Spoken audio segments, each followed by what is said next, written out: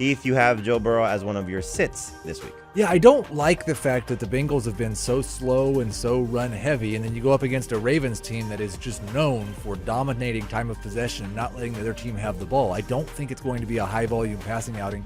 And really, there have been some quarterbacks that had success against this Ravens defense. They either were Patrick Mahomes or they played overtime against the Ravens. I don't really expect Joe Burrow to be either in this game. I think this is going to be a lower-scoring, run-heavy game from both teams, and I don't think Burrow will be a top 12 guy. All right, two teams battling it out for the AFC North lead for the division, but you also don't like T. Higgins in that same matchup, assuming the same logic. It just goes right with the same thing, except it's even worse for T. Higgins. He does not have a game with more than 60 yards this year. Mecole Hardman is averaging more total yards per game than T. Higgins. Higgins is a touchdown-dependent number 3 or flex at best. All right, so there's your sits. One of them, again, being T. Higgins, the other being Joe Burrow. Dave, the sits for you. You also don't like Tyler Boyd, so I'm assuming that's just part of his lack of production lately. But I want to ask you about Myles Gaskin because he's been so up and down.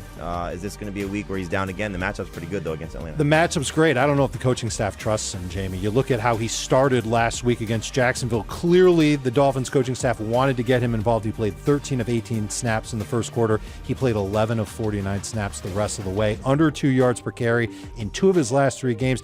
I'm even starting to wonder, and I can't believe these words are coming out of my mouth, if Malcolm Brown might be the better running back for fantasy this week against the Falcons because he'll have a chance to score. He continued to work as that short yardage guy for the Dolphins. It wasn't exclusive last week, but he did it. I also have to start to wonder if Savon Ahmed starts to get a little bit more of a role. I'm just wondering if the Dolphins coaching staff doesn't have confidence in Myles Gaskin. Until I see it again, I cannot use him in fantasy. And just let me ask you, because Malcolm Brown dealing with a rib injury, if he's out, does that change your opinion on Myles Gaskin? I mean, it definitely would give a chance for Myles Gaskin to bounce back. It's really forcing the Dolphins coaches to say, okay, this is who's left. Let's go with it.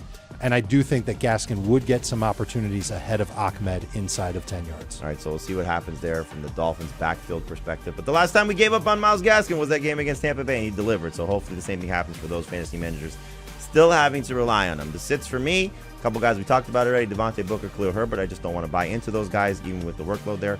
DK Metcalf you see as a sit. It's very difficult to sit DK Metcalf. Totally understand that. But I think you just got to lower expectations because it's Geno Smith. As we saw last week, both DK Metcalf, Tyler Lockett, bad games in that matchup against the Steelers. Probably bad game coming in this matchup against the Saints. They're rested. Marshawn Lattimore will probably take away one of these guys, most likely DK Metcalf. So more of a number 3 fantasy wide receiver than a typical number 1 guy. The quarterback situation in Seattle, certainly a concern for DK Metcalf and Tyler Lockett.